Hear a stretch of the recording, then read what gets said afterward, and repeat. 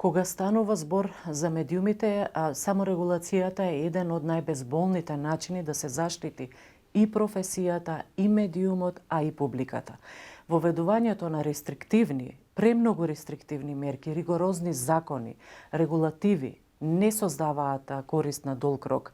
Може би ќе се создадат во одредена атмосфера, клима, да се дополни законската регулатива и слично, меѓутоа што ако таа регулатива биде понатаму злоупотребена за една квалитетна информација да се нарече дека е дезинформација и да се ограничи слободата на изразување?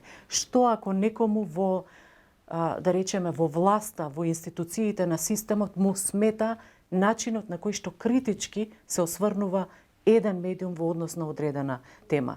Лесно може да ги замолкнат медиумите на тој начин. И од тука во принцип сме за афирмација и поддршка на саморегулацијата. Точно е дека постојат медиуми, особено во онлайн сферата, кои што ги злоупотребуваат своите платформи за ширење на дезинформации, говор на омраза, дискриминација по различни основи, да не се зборува за одредени теми, дури проблеми кога одредени теми ги нема во медиумите. И тоа подеднакво е манипулација со јавното мислење.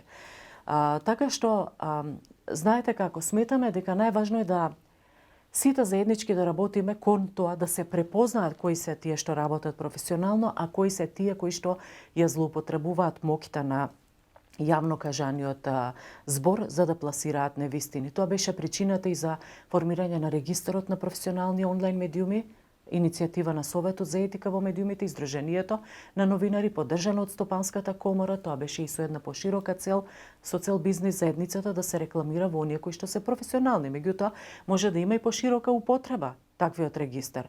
И ние се обидуваме да ја афирмираме и таа идеја и секако очекуваме на среден рок дека навистина ќе има резултати ако сите вистински разберат идејата што стои зад тој процес.